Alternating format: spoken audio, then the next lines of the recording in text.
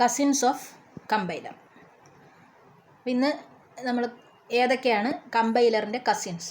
കമ്പൈലറിൻ്റെ cousins എന്ന് പറഞ്ഞാൽ compiler എന്താ ചെയ്യുന്നതെന്ന് നമ്മൾ പറഞ്ഞു. എന്താ കമ്പൈലർ ചെയ്യുന്നത്? ഹൈ ലെവൽ ലാംഗ്വേജിലുള്ള ഒരു പ്രോഗ്രാമിനെ അസംബ്ലി കോഡിലേക്ക് കൺവേർട്ട് ചെയ്യുന്നു. അതിന് നമ്മൾ സോഴ്സ് പ്രോഗ്രാമിനെ ടാർഗറ്റ് കോഡിലേക്ക് കൺവേർട്ട് ചെയ്യുന്നു എന്ന് നമ്മൾ പറയും. പക്ഷേ നമ്മൾ കഴിഞ്ഞ ദിവസം പറഞ്ഞു, ഒരു പ്രോഗ്രാം മെഷീൻ കോഡാക്കി മാറ്റാൻ വേണ്ടി മെഷീൻ കോഡാക്കി മാറ്റുന്ന ആ പ്രോസസ്സിലെ ഒരു പാർട്ട് മാത്രമാണ് ആര്? കമ്പൈലർ. അപ്പോൾ കമ്പൈലറിനെ സഹായിക്കാൻ മെഷീൻ കോഡാക്കി മാറ്റാൻ, ഒരു സോഴ്സ് പ്രോഗ്രാമിനെ മെഷീൻ കോഡിലേക്ക് മാറ്റാൻ, മെഷീൻ കോഡ് എന്ന് പറഞ്ഞാൽ എന്താ? ബൈനറി നമ്പറുകളിലുള്ള കോഡ്. ഇപ്പോൾ നമ്മൾ കമ്പ്യൂട്ടർ ഓർഗനൈസേഷനിൽ പറഞ്ഞതുപോലെ ഒരു 32 ബിറ്റ് ഇൻസ്ട്രക്ഷൻ, ഒരു 32 ബിറ്റ് കോഡാക്കി മാറ്റുക. ഒരു ഇൻസ്ട്രക്ഷനെ നമ്മൾ എത്ര ബിറ്റ് കോഡാക്കി മാറ്റും? 32 ബിറ്റ് കോഡാക്കി മാറ്റും. അപ്പോൾ ആ 32 ബിറ്റ് കോഡാക്കി മാറ്റുന്ന ആ പ്രോസസ്സിൽ നിങ്ങൾ സിയിലോ എഴുതിയിരിക്കുന്ന ലാംഗ്വേജിന്, അല്ലെങ്കിൽ ജാവയിൽ എഴുതിയിരിക്കുന്ന ലാംഗ്വേജിന്, വിഷ്വൽ ബേസിക്കിൽ എഴുതിയിരിക്കുന്ന ലാംഗ്വേജിന്, ഏത് ഹൈ ലെവൽ ലാംഗ്വേജാണോ നിങ്ങൾ എടുത്തിരിക്കുന്നത് ആ ലാംഗ്വേജിനെ മെഷീൻ കോഡാക്കി മാറ്റുന്ന ആ പ്രോസസ്സിൽ കമ്പൈലറിനോടൊപ്പം നിൽക്കുന്നവർ ആരൊക്കെയാണ്? അതാണ് നമ്മൾ കസിൻസ് ഓഫ് കമ്പൈലർ എന്നുള്ളതിൽ പഠിക്കുന്നത്.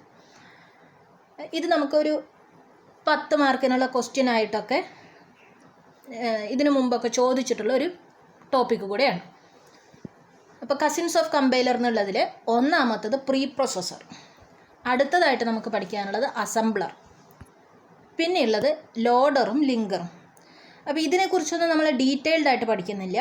കമ്പൈലർ എന്ന് പറയുന്ന ടോപ്പിക്കിനെ കുറിച്ച് പഠിക്കുമ്പോൾ അതുമായിട്ട് ബന്ധപ്പെട്ട് കിടക്കുന്ന അതിന് മുന്നും പിന്നും ഉള്ള പാർട്ടുകൾ ഏതൊക്കെയാണ് എന്നുള്ളതൊന്ന് ജസ്റ്റ് നോക്കുന്നു എന്ന് മാത്രം. അപ്പോൾ നമുക്കിതിൽ ഓരോന്നും എന്താണെന്നുള്ളത് നോക്കാം. അപ്പോൾ ഒന്നാമത്തെ എന്താ നമ്മൾ പറയുന്നത്? Preprocessor. A preprocessor is a program that processes its input data to produce output that is used as input to another program. അപ്പോൾ പ്രീ പ്രോസസ്സർ എന്ന് പറയുന്നത് നമുക്ക് കമ്പൈലറിന് കൊടുക്കുന്ന സോഴ്സ് പ്രോഗ്രാമിലേക്ക്, കമ്പൈലറിന് കൊടുക്കേണ്ട രീതിയിലേക്ക് നമ്മുടെ ഹൈ ലെവൽ ലാംഗ്വേജിനെ മാറ്റുന്ന ഒരു സെക്ഷനാണ് പ്രീ പ്രോസസ്സർ എന്ന് പറയുന്നത്. It is a program that processes its input data. അപ്പോൾ ഇതിൻ്റെ ഇൻപുട്ട് ഡാറ്റ എന്താണ്? നമ്മൾ കൊടുക്കുന്ന program. To produce output that is used as input to another programme.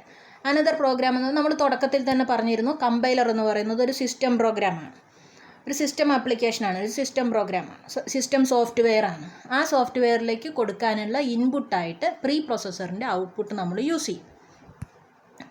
The output is said to be a pre-processed form of the input data which is often used by some subsequent programs like compilers.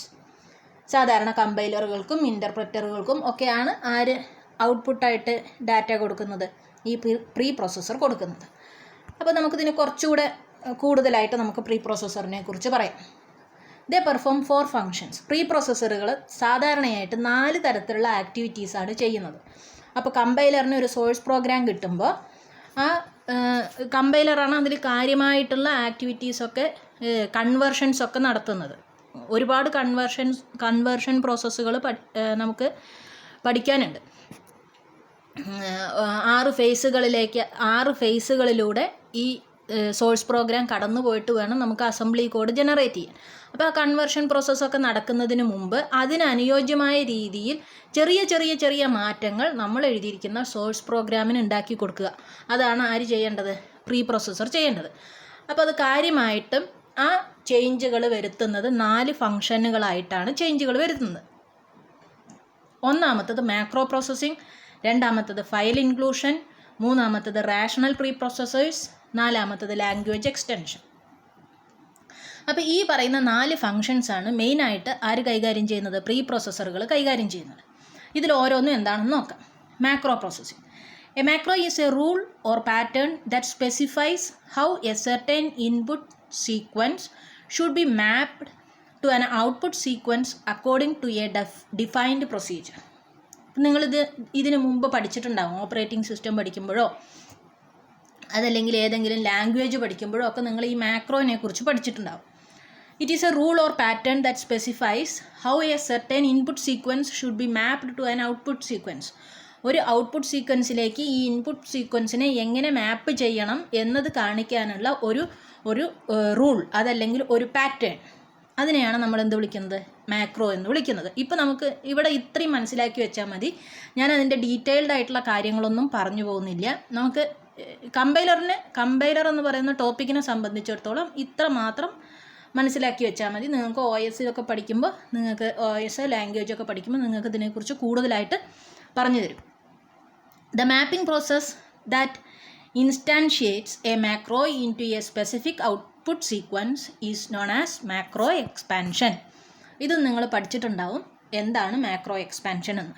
അതായത് input സീക്വൻസിനെ ഈ pre പ്രോസസ്സറിലേക്ക് വരുന്ന, macro പ്രോസസ്സറിലേക്ക് വരുന്ന input സീക്വൻസിനെ output സീക്വൻസാക്കി convert ചെയ്യുന്ന ആ ഒരു activity, അതിനെയാണ് നമ്മൾ എന്ത് വിളിക്കുന്നത്? മാക്രോ എക്സ്പാൻഷൻ എന്ന് വിളിക്കുന്നത്.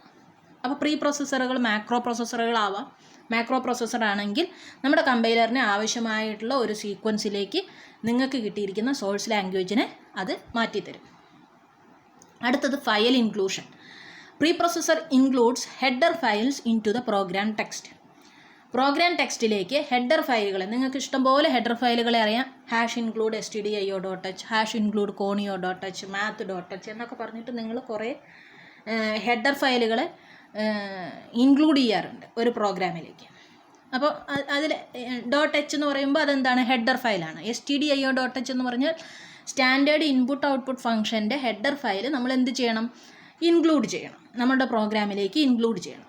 അപ്പോൾ നമ്മൾ വേറൊരു ഫയലായിരിക്കും. ഓരോ ലാംഗ്വേജിനും അതിൻ്റേതായിട്ടുള്ള അതിൻ്റെ സ്റ്റോറേജിൽ, അതിൻ്റെ ലൈബ്രറിയിൽ അതിൻ്റെ ഹെഡർ ഫയലുകളൊക്കെ സ്റ്റോർ ചെയ്തിട്ടുണ്ടാവും. ആ ഹെഡർ ഫയലുകൾ നമ്മൾക്ക് നമ്മുടെ പ്രോഗ്രാമിലേക്ക് നമ്മൾ കോൾ ചെയ്യുക മാത്രമേ ഉള്ളൂ. നമ്മൾ #include stdio.h എന്ന് പറയുന്ന ഒരു കോഡിൽ നമ്മൾ ഒതുക്കി വെച്ചു അതിനെ. ബാക്കി കാര്യങ്ങൾ ചെയ്യാൻ ആര് സഹായിക്കും? ഈ ഫയൽ ഇൻക്ലൂഷൻ മെത്തേഡ് സഹായിക്കും. അപ്പോൾ preprocessor includes header files into the program text. When the preprocessor finds an #include directive, it replaces it by the entire content of the specified file. ഇപ്പോൾ #include എന്ന് കണ്ടാൽ അത് ആ header ഫയലിൽ എന്താണോ content കിടക്കുന്നത് ആ കണ്ടൻറ്റാക്കി അതിനെ മാറ്റും, റീപ്ലേസ് ചെയ്യും. അപ്പോൾ നമ്മൾ 2 ഫംഗ്ഷൻ പറഞ്ഞു. ഒന്നാമത്തത് മാക്രോ പ്രോസസ്സിംഗ്, രണ്ടാമത്തത് ഫയൽ ഇൻക്ലൂഷൻ. ഇനി മൂന്നാമത്തത് എന്താ? Rational pre processors. These processors change older languages with more modern flow of control and data structuring facilities. അപ്പോൾ പഴയ ഏതെങ്കിലും ഒരു സിൻടാക്സോ അതല്ലെങ്കിൽ പഴയ ഏതെങ്കിലും ലാംഗ്വേജ് കൺസ്ട്രക്റ്റൊക്കെയാണ് നമ്മൾ കൊടുത്തിരിക്കുന്നതെങ്കിൽ പുതിയതിനെ സപ്പോർട്ട് ചെയ്യുന്നതാണ് ആ പെർട്ടിക്കുലർ ലാംഗ്വേജ് എന്ന് നിങ്ങളുടെ പാക്കേജെങ്കിൽ ആ പുതിയ സിൻടാക്സിലേക്ക് അതല്ലെങ്കിൽ പുതിയ ഫോർമാറ്റിലേക്ക് എന്തിനെ മാറ്റും? നിങ്ങൾ എഴുതിയിരിക്കുന്ന പ്രോഗ്രാം കൺസ്ട്രക്റ്റിനെ മാറ്റും. അതാണ് ആര് ചെയ്യുന്നത്? റാഷണൽ പ്രീ പ്രോസസ്സേഴ്സ് ചെയ്യുന്നത്. ഇനി നമുക്ക് നാലാമത് പറയാനുള്ളത് language extension. These processors attempt to add capabilities to the language by what amounts to built in macros. ചില കാര്യങ്ങളൊക്കെ നമുക്ക് ഒരു ലാംഗ്വേജിൽ ചില കാര്യങ്ങളൊക്കെ നമുക്ക് ചേർത്ത് കൊടുക്കാൻ പറ്റും. അങ്ങനെയുള്ള ഫെസിലിറ്റീസിനെ ചേർത്ത് കൊടുക്കലാണ് ആര് ചെയ്യുന്നത്? ലാംഗ്വേജ് എക്സ്റ്റൻഷൻ എന്ന് പറയുന്ന ഫംഗ്ഷൻ ചെയ്യുന്നത്. ഇപ്പോൾ ഉദാഹരണത്തിനായിട്ട് database query language embedded in C എന്ന് പറയുന്ന ലാംഗ്വേജിലേക്ക് ഏതെങ്കിലും EQL എന്ന് പറയുന്ന ഒരു ഡാറ്റാബേസ് ക്വറി ലാംഗ്വേജ് സിയിൽ എംബഡ് ചെയ്ത് കിടക്കുന്നുണ്ട്. അപ്പോൾ അതൊരു ലാംഗ്വേജ് എക്സ്റ്റൻഷനാണ്. സി ലാംഗ്വേജിലേക്ക് ഒരു ക്വറിയിങ് ഫീച്ചർ കൂടെ നമ്മൾ ചേർത്ത് കൊടുക്കുകയാണ്. അപ്പോൾ ആ ലാംഗ്വേജിന് നമ്മൾ ഒരു പടി മുന്നിലേക്ക് എക്സ്റ്റെൻഡ് ചെയ്തു. അപ്പോൾ ഇതൊക്കെ നമുക്ക് എന്തിൽ പറയാവുന്നതാണ്? പ്രീ പ്രോസസ്സറിൽ പറയാം. അപ്പോൾ പ്രീ പ്രോസസ്സർ എന്ന് പറഞ്ഞാൽ ഒരു കമ്പൈലറിന് വർക്ക് ചെയ്യാൻ പാകത്തിലുള്ള തരത്തിൽ നിങ്ങൾ എഴുതിയിരിക്കുന്ന സോഴ്സ് ലാംഗ്വേജിന് ചെറിയ മോഡിഫിക്കേഷൻസൊക്കെ നടത്തി അതിലേക്ക് എന്തെങ്കിലുമൊക്കെ ആഡ് ചെയ്യാനുണ്ടെങ്കിൽ അതൊക്കെ ആഡ് ചെയ്ത് കമ്പൈലറിന് കൃത്യമായ രീതിയിൽ വർക്ക് ചെയ്യത്തക്ക വിധം അതിൻ്റെ കൺവേർഷൻ പ്രോസസ്സ് നടത്താൻ പാകത്തിലുള്ള തരത്തിൽ നിങ്ങൾ എഴുതിയിരിക്കുന്ന സോഴ്സ് ലാംഗ്വേജിനെ ഒന്ന് ചെറിയ മാറ്റം വരുത്തി ഒന്ന് മോഡിഫൈ ചെയ്ത് വിടുക. അതാണ് ആര് ചെയ്യുന്നത്? പ്രീ പ്രോസസ്സർ ചെയ്യുന്നത്. അങ്ങനെ പ്രീ പ്രോസസ്സറിൽ നിന്നും പുറത്തേക്ക് വരുന്ന ഔട്ട്പുട്ടാണ് ആർക്ക് പോകുന്നത്? കമ്പൈലറിലേക്ക് പോകുന്നത്. അപ്പോൾ അടുത്തത് കമ്പൈലറിലേക്ക് വന്നു. അങ്ങനെ കമ്പൈലർ ഔട്ട്പുട്ട് ജനറേറ്റ് ചെയ്യും. അതിനെ കൈകാര്യം ചെയ്യുന്ന ആളാണ് ആര്? Assembler. Assembler creates object code by translating assembly instruction mnemonics into machine code. അപ്പോൾ അസംബ്ലർ എന്താ ചെയ്യുന്നത്? അസംബ്ലറിലേക്ക് വരുന്ന ഔട്ട്പുട്ട് എന്തായിരിക്കും? നമ്മൾ ഈ പറയുന്ന കമ്പൈലറിൻ്റെ ടാർഗറ്റ് കോഡ്, കമ്പൈലറിൽ നിന്നും പുറത്തേക്ക് വരുന്ന കോഡ്. അപ്പോൾ അത് MUL R1 R2 R3 ഇങ്ങനെയൊക്കെ ആയിരിക്കും എന്തിൽ നിന്നും പുറത്തേക്ക് വരിക? നമ്മുടെ അത് നമുക്ക് പഠിക്കാനുണ്ട്. ഒരു 3 അഡ്രസ് ഫോർമാറ്റിലുള്ള കോഡായിട്ടാണ് കമ്പൈലറിൽ നിന്നും നമ്മുടെ ഓരോ ഇൻസ്ട്രക്ഷൻസും പുറത്തേക്ക് വരുന്നത്. അതിനെ ഓബ്ജക്റ്റ് കോഡാക്കി മാറ്റുക എന്ന് പറയുന്ന വർക്കാണ് ആര് ചെയ്യുന്നത്? അസംബ്ലർ ചെയ്യുന്നത്. അപ്പോൾ അസംബ്ലർ എന്ത് ചെയ്യുന്നു? It creates object code by translating assembly instruction mnemonics into machine code.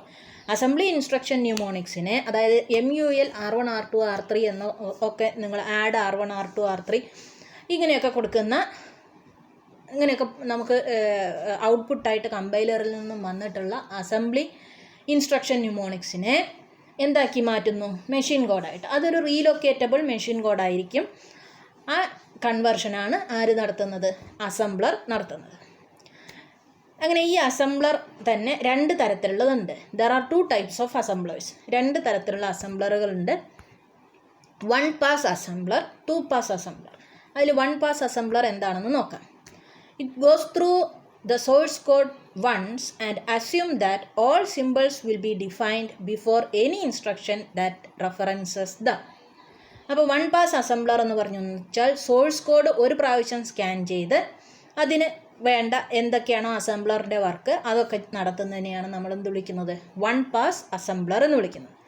2 pass assembler എന്ന് പറയുന്നത് it creates a table with all symbols and their values in the first pass and then use the table in a second pass to generate code. അപ്പോൾ ആദ്യം അതിലെന്തൊക്കെയാണോ ഉള്ളത് അതിനെയൊക്കെ മനസ്സിലാക്കി ഒരു ടേബിളിലേക്ക് മാറ്റിക്കഴിഞ്ഞ ശേഷം രണ്ടാമത്തെ പാസിലാണ് അതെന്ത് ചെയ്യുന്നത്? കോഡ് ജനറേറ്റ് ചെയ്യുന്നത്. അപ്പോൾ ഇങ്ങനെ 2 തരത്തിലുള്ള അസംബ്ലറുകളാണുള്ളത്. 1 പാസ് അസംബ്ലർ അതെങ്ങനെയാണ്? It goes through the source code once and assume that all symbols will be defined before any instruction that references the.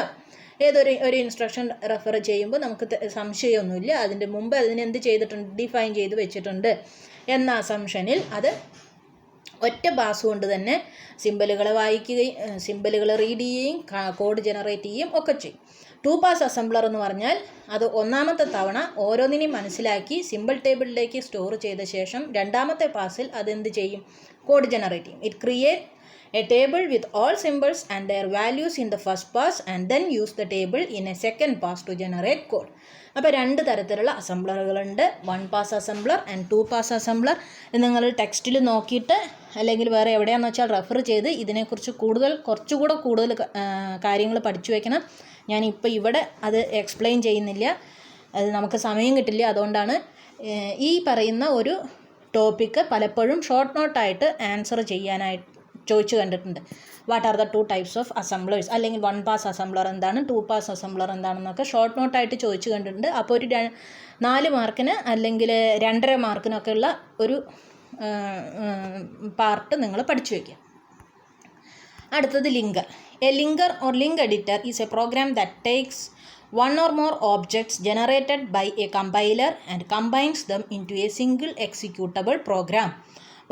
പല ഭാഗത്ത് നമ്മൾ അസംബിൾ ചെയ്ത് എന്താ പറയുക, ഞാനിപ്പോൾ നിങ്ങൾക്ക് ഉദാഹരണം പറഞ്ഞു തന്നിരുന്നു. ഒന്ന് നമ്മളൊരു PC വാങ്ങിക്കുമ്പോൾ പല പാർട്ടുകളായിട്ടാണ് അതിനെയൊക്കെ പാടെ നമ്മൾ കൂട്ടിച്ചേർത്ത് ഒരു എക്സിക്യൂട്ടബിൾ സിസ്റ്റമാക്കി മാറ്റും. എന്ന പോലെ കമ്പൈലർ പല ഭാഗത്ത് പല സെക്ഷനുകളായിട്ട് കമ്പൈൽ ചെയ്ത് കോഡ് ജനറേറ്റ് ചെയ്ത് വെച്ചിട്ടുണ്ടാവും. അതിനെയൊക്കെ ഒരു പർട്ടിക്കുലർ രീതിയിൽ ലിങ്ക് ചെയ്താലാണ് നമ്മൾക്കൊരു എൻറ്റയർ പ്രോഗ്രാം കിട്ടുന്നത്. അപ്പോൾ അതിനെയൊക്കെ ലിങ്ക് ചെയ്ത് ഒരു എൻറ്റയർ എക്സിക്യൂട്ടബിൾ പ്രോഗ്രാമാക്കി കൺവേർട്ട് ചെയ്യലാണ് ആരുടെ പണി? ലിങ്കറിൻ്റെ പണി. A linker or link editor is a program that takes 1 or more objects generated by a compiler and combines them into a single executable program. അപ്പോൾ നമുക്ക് എല്ലാ പാർട്ടുകളെയും കമ്പൈൻ ചെയ്ത് ഒരു സിംഗിൾ പ്രോഗ്രാമായിട്ട് ഒരു സിംഗിൾ എക്സിക്യൂട്ടബിൾ ഫയലാക്കി കൺവേർട്ട് ചെയ്യലാണ് ആരുടെ ജോലി? ലിങ്കറിൻ്റെ ജോലി. ഇനി നമുക്ക് ഒരാളും കൂടിയുണ്ട്. ആരാണത്? ലോഡർ. ലോഡർ എന്താ ചെയ്യുക? It is a part of an operating system that is responsible for loading programs in memory. അപ്പോൾ നമ്മൾക്ക് സിംഗിൾ എക്സിക്യൂട്ടബിൾ ഫയൽ കിട്ടി. ലിങ്കർ എല്ലാത്തിനെയും കൂടെ യോജിപ്പിച്ച് ഒരു പ്രോഗ്രാം, ഇപ്പോൾ നമ്മൾ അതിനെ ക്ലിക്ക് ചെയ്തു എന്ന് വെച്ചാൽ നമ്മുടെ പ്രോഗ്രാം റൺ ചെയ്യും. ഇനി നമുക്ക് അതിനെന്ത് ചെയ്യണം? ഒരു ഭാഗത്ത് സുരക്ഷിതമാക്കി സൂക്ഷിച്ചു വെക്കണം. അപ്പോൾ നമ്മുടെ മെമ്മറിയിൽ കൊണ്ടുപോയിട്ട് ലോഡ് ചെയ്യണം. മെമ്മറി അതിനാവശ്യമായിട്ടുള്ള ഒരു മെമ്മറി, അതിൻ്റെ സൈസ് എത്രയാണോ അത്രയും സൈസിന് പാകത്തിനുള്ളൊരു മെമ്മറി ലൊക്കേഷൻ കിട്ടണം. ആ മെമ്മറി ലൊക്കേഷനിൽ കൊണ്ടുപോയിട്ട് ലോഡ് ചെയ്യണം. അതാണ് ആര് ചെയ്യുന്നത്? ലോഡർ ചെയ്യുന്നത്. Loader is the part of an operating system that is responsible for loading programs in memory, one of the essential stage in the process of starting a program. അപ്പോൾ ഒരു programme start ചെയ്യുന്നതിൽ ഏറ്റവും പ്രധാനപ്പെട്ടിട്ടുള്ള ഒരു ഭാഗമാണ് ഇത്. നമ്മളുടെ executable ഫയലിനെ എവിടെ കൊണ്ടുപോയിട്ട് സ്റ്റോർ ചെയ്യണം? മെമ്മറിയിൽ ഒരു പർട്ടിക്കുലർ അതിന് പാകത്തിലുള്ള ഒരു മെമ്മറി ലൊക്കേഷൻ കണ്ടുപിടിച്ച് ആ മെമ്മറി ലൊക്കേഷനിൽ ഏതെങ്കിലും ഒരു മെമ്മറി അലോക്കേഷൻ മെത്തേഡ് ഉപയോഗിച്ച് ലോഡ് ചെയ്യണം. അപ്പോൾ ഇവരൊക്കെയാണ് നമ്മളുടെ കസിൻസ് ഓഫ് കമ്പൈലർ എന്ന പേരിൽ അറിയപ്പെടുന്നത്. പ്രീ പ്രോസസ്സർ ഉണ്ട്. ആ പ്രീ പ്രോസസ്സർ കഴിഞ്ഞാൽ കമ്പൈലർ വരും. അതല്ലെങ്കിൽ കമ്പൈലറിന് തുല്യമായിട്ട് വേറൊരാളുണ്ട്. അതാരാണ്? ഇൻ്റർപ്രറ്റർ. അപ്പോൾ പ്രീ പ്രോസസ്സറിൻ്റെ താഴത്ത് കമ്പൈലർ വരും, അതല്ലെങ്കിൽ ഇൻ്റർപ്രറ്റർ വരും. അത് കഴിഞ്ഞാൽ ആര് വരും?